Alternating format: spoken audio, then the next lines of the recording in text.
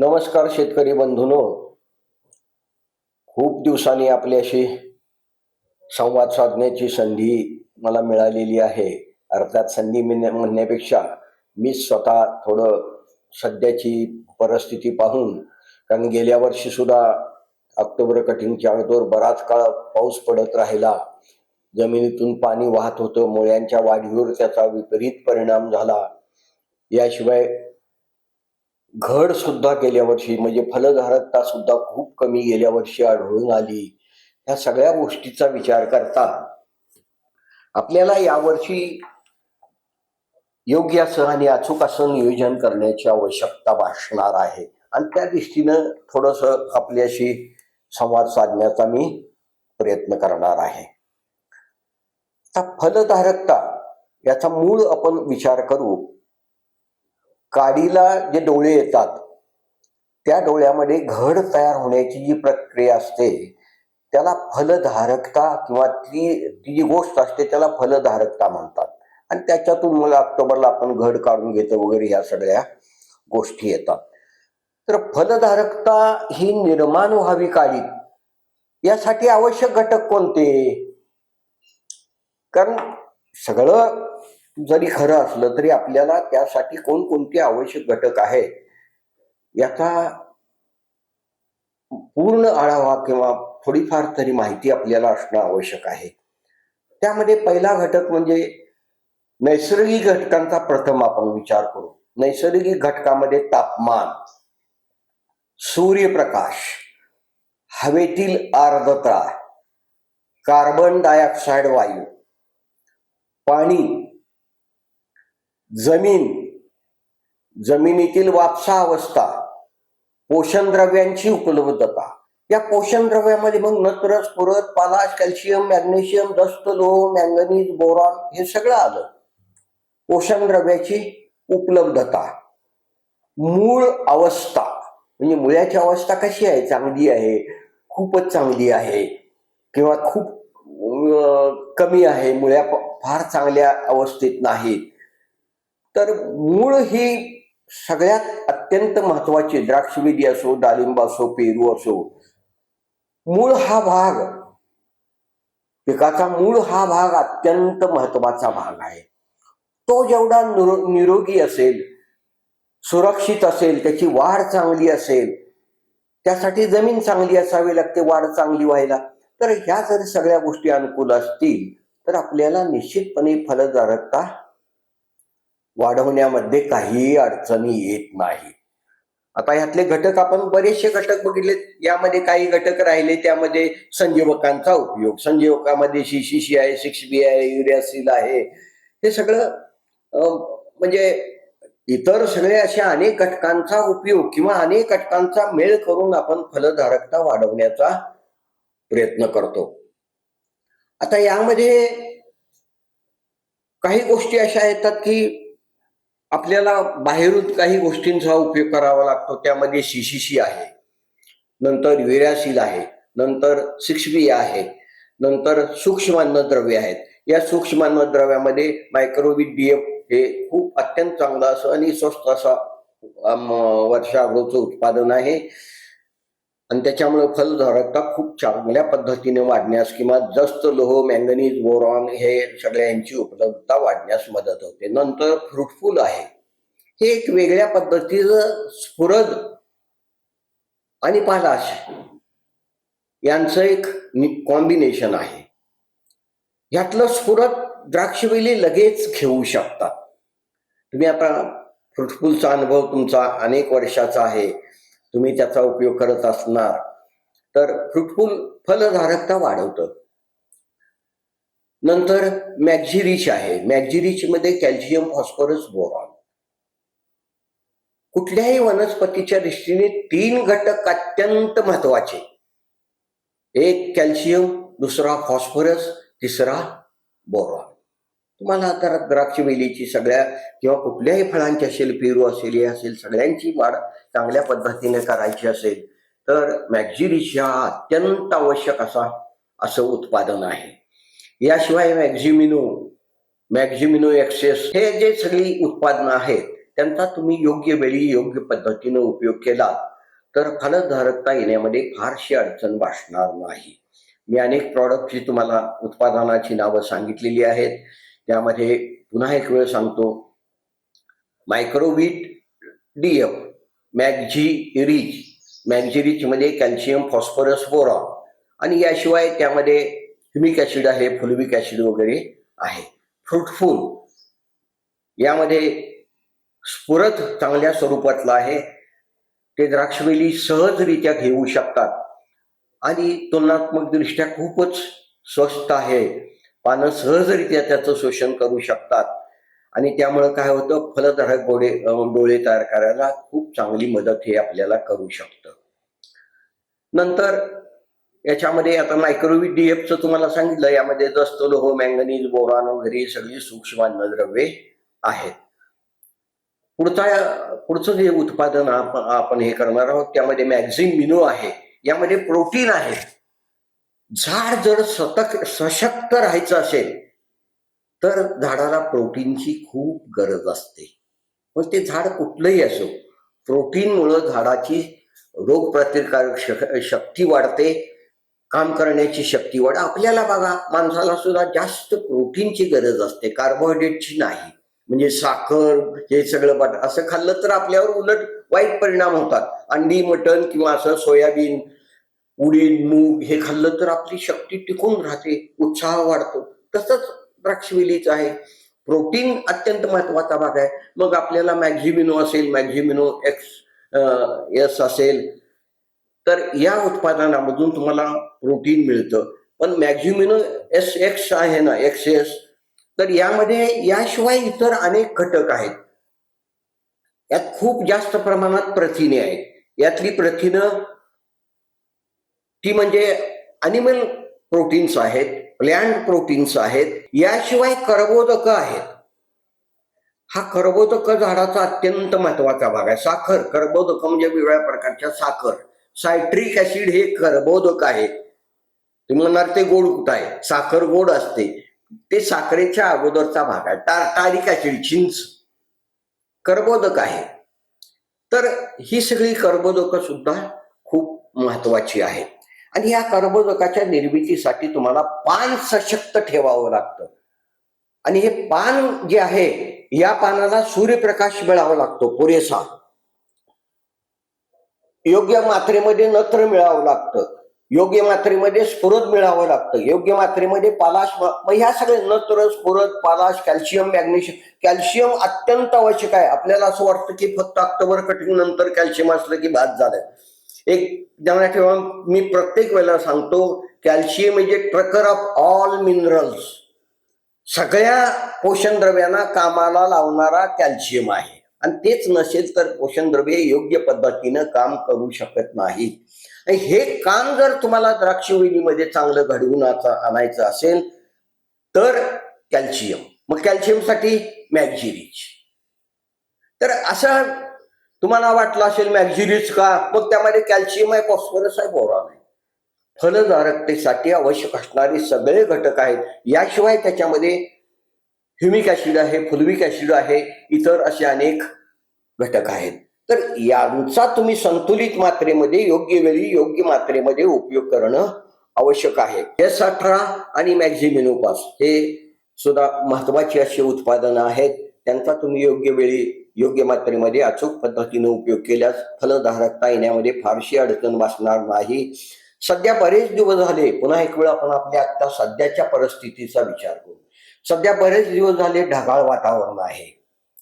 आता जर आपण द्राक्षवेलीच्या अवस्थेचा विचार केला, एप्रिल 1 तारखेचं कटिंग असेल तर आज मेची 21 तारीख आहे. एप्रिलचे 30-31 दिवस आणि मेचे 21 दिवस, म्हणजे असे 52-53 दिवस झालेले आहेत. द्राक्षाचा विचार केला तर द्राक्षाचं पान हे त्याच्या वयाच्या 30 दिवसापासून अन्न तयार करण्याचं काम सुरू करतं. म्हणजेच ज्या बागांचं एप्रिलमध्ये कटिंग झालंय त्या बागामध्ये अन्न तयार करण्याची क्रिया सुरू होऊन 20-22 दिवस झालेली आहे. आणखी हे पान 70 दिवसापर्यंत चांगल्या पद्धतीनं अन्न तयार करणार आहे. म्हणजे हा कालावधी सर्वसाधारणपणे आपण विचारात घेतला, अन्न तयार करण्याचा हा जो कालावधी आहे हा 35 दिवसापासून 70-75 दिवसामध्ये खूप चांगल्या पद्धतीने घडत असतो. 35 दिवसामध्ये कटिंग पासून, एप्रिल कटिंग पासून 35 दिवसापासून 70 दिवसापर्यंत. मग मधल्या कालावधीमध्ये फक्त 35 दिवस मिळतात. तर ह्या 35 दिवसाचं नियोजन जर तुम्ही योग्य पद्धतीनं केलं, मग कधी शिशीशी वापरायचा, किती वापरायचा, कशा पद्धतीनं वापरायचा. मग काय लोक म्हणतात जास्त शिशी, अजिबात वापरू नका. 1 मिली शिशी प्रति लिटर या पद्धतीनं शिशी वापरा. त्याच्यापेक्षा जास्त शिशीचा उपयोग करणं घातक ठरतं, योग्य ठरत नाही. संजीवकांचा उपयोग योग्य मात्रेमध्ये, योग्य वेळी, योग्य पद्धतीनं असावा. तीच गोष्ट 6 BA आहे, तीच गोष्ट युरियासिलची आहे. योग्य वेळी योग्य मात्रा. फायदा होईल म्हणून त्याचा जास्त वापर करणं योग्य नाही. जसं आता तुम्ही युरियासिलचा उपयोग, युरियासिल तुम्ही बोरिक ऍसिड स्प्रे करून सुद्धा युरियासिल निर्मिती झाडातच करू शकता. म्हणजे बोरिक ऍसिडचा जर स्प्रे केला तर झाडामध्येच युरियासिल निर्मिती होते आणि मग पुन्हा त्याला मदत म्हणून तुम्ही एका दुसरा 2 स्प्रे युरियासिलचे बाहेरून द्यायला काहीही हरकत नाही. पण शिशीचा उपयोग मात्र काळजीपूर्वक करा. 1 मिलीच्या वर जाऊ नका आणि शिशीच्या मात्रेच्या तीव्र स्वरूपात फवारण्या घेऊ नका. 2 मिली, 2.5 मिली, त्याचा फायदा होण्यापेक्षा तोटाच जास्त होतो. शिशी काय करतं, काडीतील सायटोकायनिन पातळी वाढवण्यास मदत करतं. काडीमध्ये द्राक्षवेलीच्या काडी शेंडा असतो काडीला, त्या शेंड्यामध्ये आणि मुळाच्या टोकामध्ये जीए आणि शिशीशी हे आपलं जीए आणि सायटोकायनिन निर्मिती होत असते. पण या काळात फूट वाढत असते, त्यामुळे जीए निर्मिती जास्त असते आणि सायटोकायनिन निर्मिती कमी असते. पण फलधारकतेसाठी सायटोकायनिन निर्मिती जास्त व्हायला पाहिजे आणि शिशीची निर्मिती कमी व्हायला पाहिजे. यासाठी शिशीचा उपयोग. शिशी काय करतं, सायटोकायनिनची पातळी वाढवतं, जीएची पातळी घटवतं आणि हे आपल्या दृष्टीनं मग फलधारकता वाढवण्याच्या दृष्टीनं महत्वाचं असतं. आणि या गोष्टीचा विचार करून 1 मिलीपेक्षा शक्यतो जास्त मात्रेचा उपयोग करू नका. तुम्ही 1 मिली मात्रेनं 2, 3, 4 सुद्धा स्प्रे घेऊ शकता. पण 2-3 मिलीच्या मात्रेनं 3-4 स्प्रे घेणं ह्या द्राक्षवेलीच्या दृष्टीनं खूप घातक असतं. त्याचे विषारी परिणाम द्राक्षवेलीवर घडू शकतात. मग काड्या फोपशा होणं, मधले डोळे फुटायला लागणं, पाणी जास्त नत्र जास्त, पुन्हा शिशीशी म्हणजे फूट वाढ मंदवण्यासाठी शिशीशी, फुटीची वाढ होण्यासाठी नत्र, खाल्लं पाणी, कारण पाऊस पडायला लागला आता, नत्र आपोआप वीज कडाडली की आकाशातनं नत्र आपोआप मिळतं. नत्र मिळालं, पाणी मिळालं, काडी वाढ भयानक. मग काडी वाढ भयानक होतो ना, थोडी काळजी घ्या. खूप पाण्याचा उपयोग करू नका, जास्त नत्राचा उपयोग करू नका. स्फुरदाचा योग्य वेळी योग्य मात्रेमध्ये उपयोग करा. नंतर तालाचा योग्य मात्रेमध्ये योग्य पद्धतीनं उपयोग करा. त्यासाठी पानदेठ पृथक्करण हा अत्यंत महत्वाचा भाग आहे आणि यामध्ये शेतकरी खूप मागे राहतात. 40व्या दिवशी काडीच्या तळाकडून 5वं पान काढून पानदेठ पृथक्करण कराच. तुमच्या काडीमध्ये नत्र किती आहे, स्फुरद किती आहे, पालाश किती आहे, कॅल्शियम किती आहे, दस्त, लोम, या सगळ्यांचा आढावा तुम्हाला घेता येतो. आणि मग समजा नत्र जास्त आहे आणि पुन्हा आणखी तुम्ही नत्र दिलं, काडीच्या फलधारकतेवर परिणाम होणार. सुपर फॉस्फेट खूपच कमी किंवा फॉस्फरस खूपच कमी आहे, पण तुम्ही देताना मात्र कमी मात्रेमध्ये फॉस्फरस दिला, पुन्हा वाईट परिणाम होणार. मग फॉस्फरस कमी आहे तर फॉस्फरस जास्त देऊया. नत्र पावसामुळे मिळतंय. आत्ताच मी म्हणलं, पावसाच्या पाण्यातून सुद्धा ज्या वेळेला आकाशात विजा कडाडतात त्यावेळेला पावसाच्या पाण्यामधून सुद्धा नत्राची उपलब्धता होत असते. त्यासाठी फारसा प्रयत्न आता करू नका आणि त्यामुळेच आपल्याला काडी वाढ जलद होताना दिसते.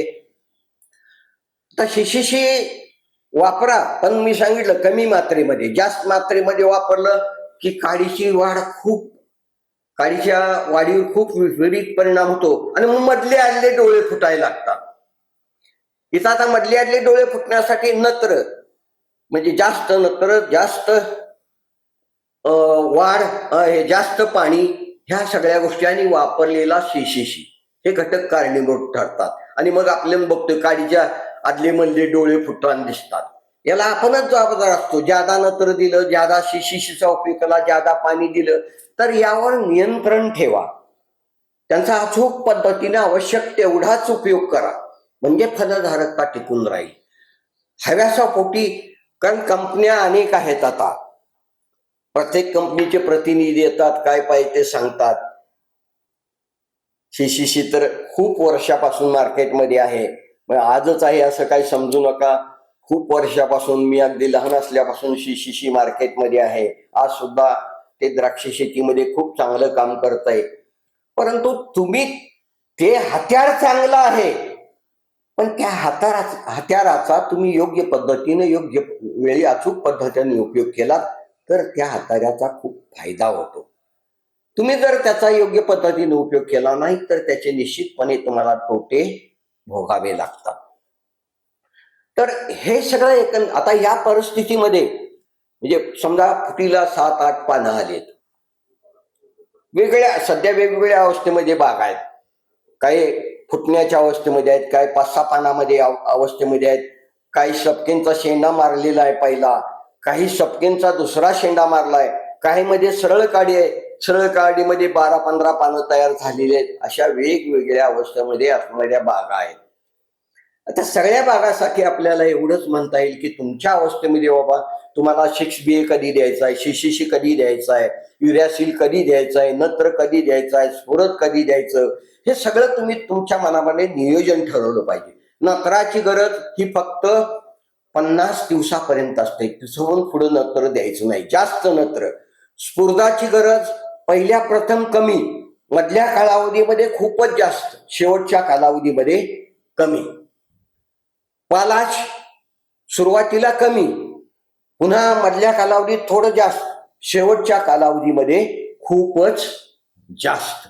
अशा पद्धतीने जर तुम्ही थोडस खतांचं नियोजन केलं तर खतांचं योग्य मात्रा देता येतील. पण पान देठ पृथक्करण ही आवश्यकच बाब आहे. 40व्या दिवशी पान देठ पृथक्करण करा.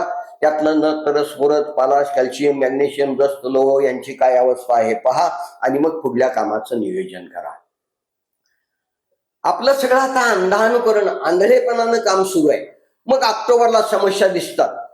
ऑक्टोबर कटिंगनंतर पांढरे घड होणं, घडगळ होणं, घडकूज होणं, वॉटरबेरी होणं, मम्मी होणं, ह्या सगळ्या समस्या ह्या एप्रिलच्या कामाशी निगडीत जास्त आहेत.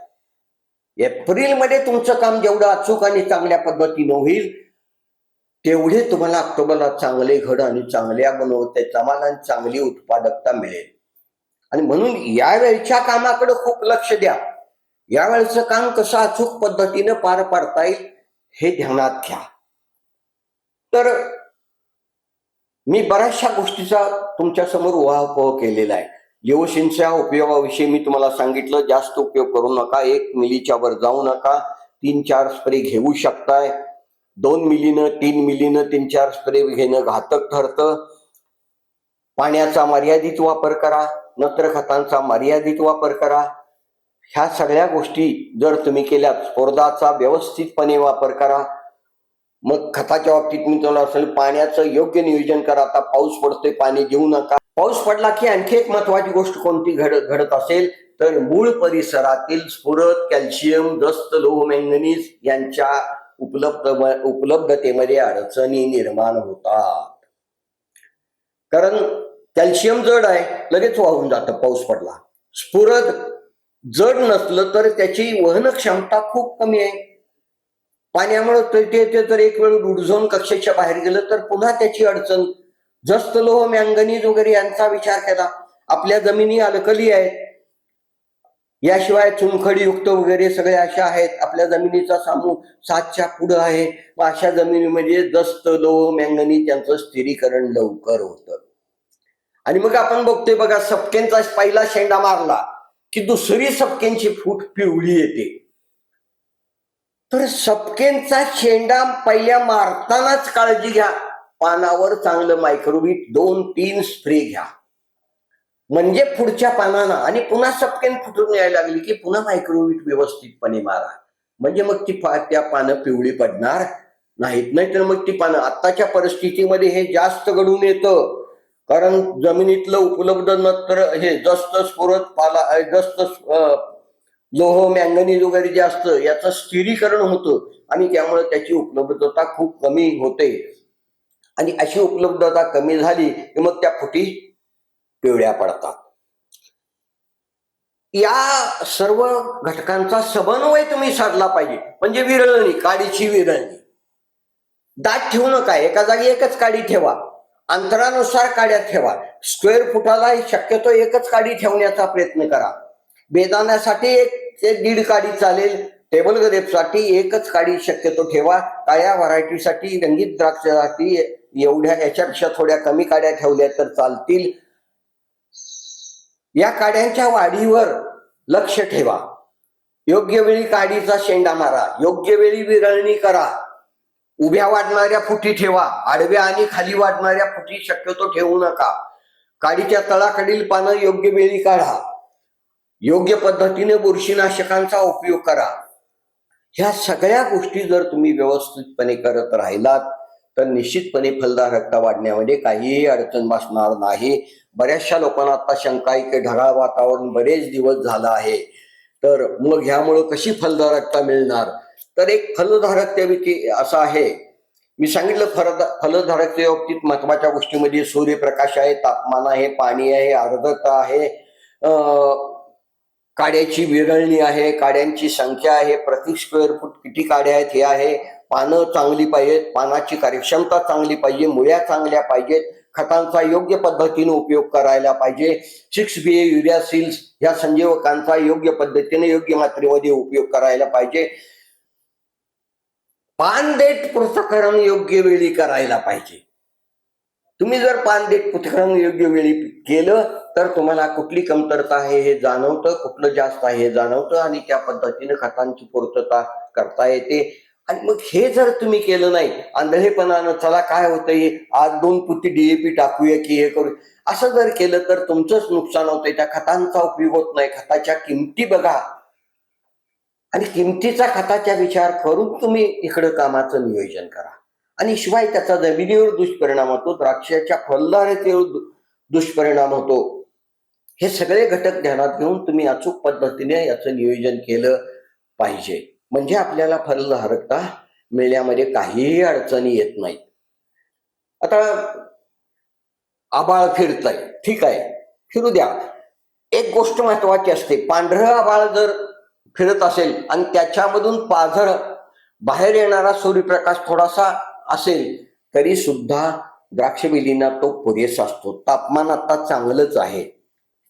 फक्त गडद ढग, काळे गडद ढग ज्या वेळेला आकाशात फिरत असतात त्यावेळेला प्रकाश संश्लेषण प्रक्रियेमध्ये म्हणजेच अन्न तरकाण्याच्या प्रक्रियेमध्ये थोड्या अडचणी निर्माण होतात. आता सर्व गोष्टी फलधारकतेला अनुकूल आहेत.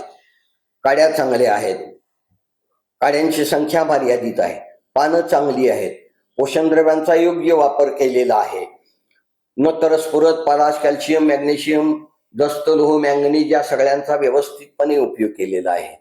सुपर फॉस्फेट जमिनीतून दिलेला आहे, गंधक जमिनीतून दिलेला आहे, फॉस्फरिक ऍसिड किंवा सल्फ्युरिक ऍसिडचा योग्य पद्धतीने उपयोग केलेला आहे.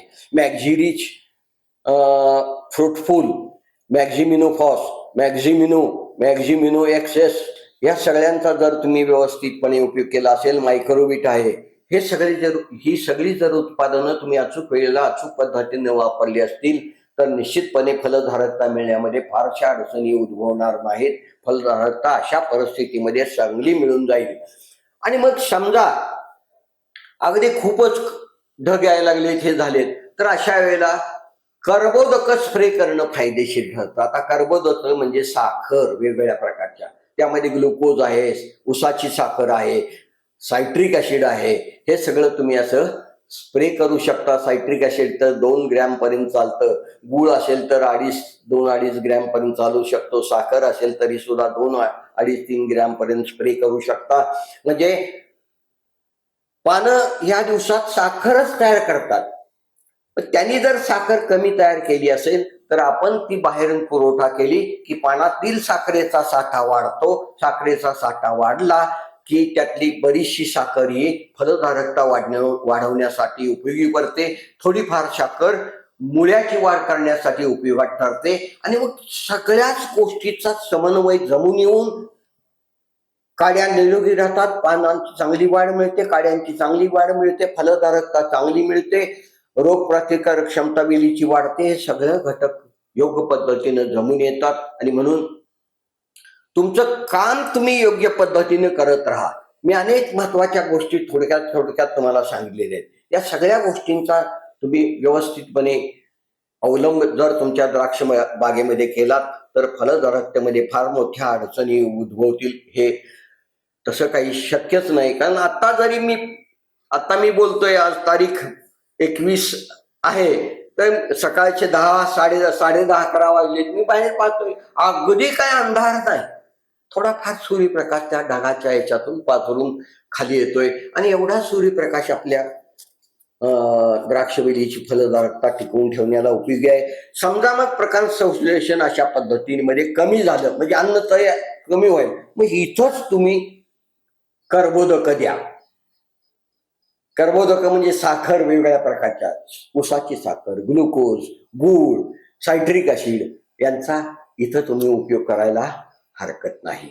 आणि अशा पद्धतीने जर त्यांचा उपयोग केला तर निश्चितपणे काड्या चांगल्या राहतील, फलधारकता चांगली राहील. आणखी एका महत्वाच्या गोष्टीचा ऊहापोह करून आपण थांबूया. आता काड्या वाढ आहे, पाऊस सुरू आहे, आणि मग रोग किडींची भीती निश्चितपणे राहते. आणि एक ध्यानात ठेवा, या कालावधीत जर डावणी सारखा रोग बागेत शिरला तर डावणी कंट्रोल करणं पुन्हा खूप अवघड बनून जातं. आणि म्हणून आत्तापासून जून 15 पर्यंत पानं सांभाळा.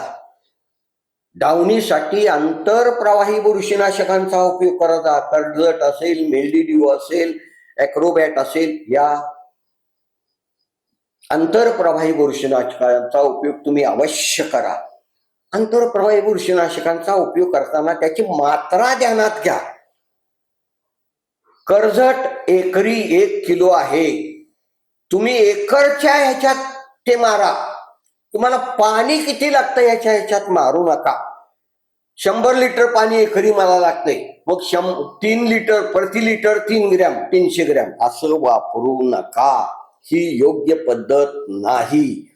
तुम्ही त्याचं पॅम्पलेट वाचा. एकरी 1 किलो कर्जट गेलं पाहिजे, एकरी 1 किलो मेलडीडीओ गेलं पाहिजे, एकरी 400 ग्रॅम ॲक्रोबॅट गेलं पाहिजे.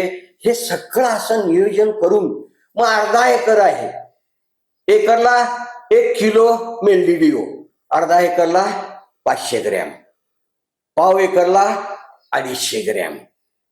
पाणी कमी लागते म्हणून त्या दिवशीनं 3 ग्रॅम असं करू नका. एकरी मारताना एकराचं प्रमाण ध्यानात घ्या आणि त्या पद्धतीनं आपली जमीन, आपलं क्षेत्र किती आहे याचा विचार करा. 1 एकर आहे, अर्धा एकर आहे, पाऊण एकर आहे, किंवा पाव एकर आहे, 10 गुंठ आहे, एकर, त्या पद्धतीनं विचार करून तुम्हाला त्या मेलडीड्यू असेल, कर्जट असेल किंवा ॲक्रोबॅट असेल, म्हणून आता बरीच बुरशीनाशकं बाजारामध्ये आहेत, त्यांचा तुम्ही उपयोग करू शकता. ज्या पद्धतीनं ध्यानात ठेवा, या काळात डावणी मिल्ड्यूची शक्यता असते, तसंच भुरीची सुद्धा शक्यता असते. दव पडतंय, तापमान घटायला लागतं रात्रीचं, मग रात्रीची भुरी वाढण्याची शक्यता आहे. आता भुरीसाठी खूप चांगली बुरशीनाशकं, फॉलिस्केर आहे, स्कोर आहे, भरपूर बुरशीनाशकं बाजारामध्ये उपलब्ध आहेत. त्यांचा तुम्ही निश्चितपणे भुरी कंट्रोल करण्यासाठी उपयोग करा. या परिस्थितीमध्ये थ्रिप्स वाढण्याची सुद्धा शक्यता असते. तर थ्रिप्स फार वाढू नयेत यासाठी कीटक कुठलेही फार वाढू नये या दृष्टीने सुद्धा योग्य कीटकनाशक योग्य वेळा वापरा, बागेचं निरीक्षण करा, बागेत खरोखरच त्या किडी वाढल्यात का पहा, आणि मग त्या किडीसाठी आवश्यक असणारं कीटकनाशक वापरा. अंदाजे कीटकनाशक मारू नका. तुम्ही काय करता, चला बाजारात कुठलं आज हे आणूया, कराटे असेल किंवा हे जी बाजारात पायरेथ्रॉइड्स असतील ही आणायची आणि मार, असं करू नका. कुठली किडी आहे, त्या किडीसाठी कुठलं कीटकनाशक योग्य आहे याचा आढावा घ्या आणि त्याचा उपयोग तुमच्या बागेमध्ये करा. म्हणजे रोग किडीचा प्रादुर्भाव निश्चितपणे कमी राहील. सल्फरचा उपयोग करायला सुरुवात करा. अर्धा ग्रॅम पासून सुरुवात करायला हरकत नाही. सल्फर हे दीर्घकाळ पानावर राहतं, अनेक रोग नियंत्रण करण्यासाठी त्याचा उपयोग होतो. याशिवाय माइट्स सारख्या किडीसाठी सुद्धा त्याचा उपयोग होतो. जमिनीत पडलं तर जमीन सुपीक होण्यास त्याची मदत होते. तर या दृष्टीनं असे हे सगळे जे घटक आहेत त्या सगळ्या घटकांचा समन्वय साधायचा प्रयत्न करून योग्य पद्धतीनं नियोजन केलं तर निश्चित फलधारक डोळे तयार व्हायला कोणत्याही प्रकारची अडचण भासणार नाही. धन्यवाद.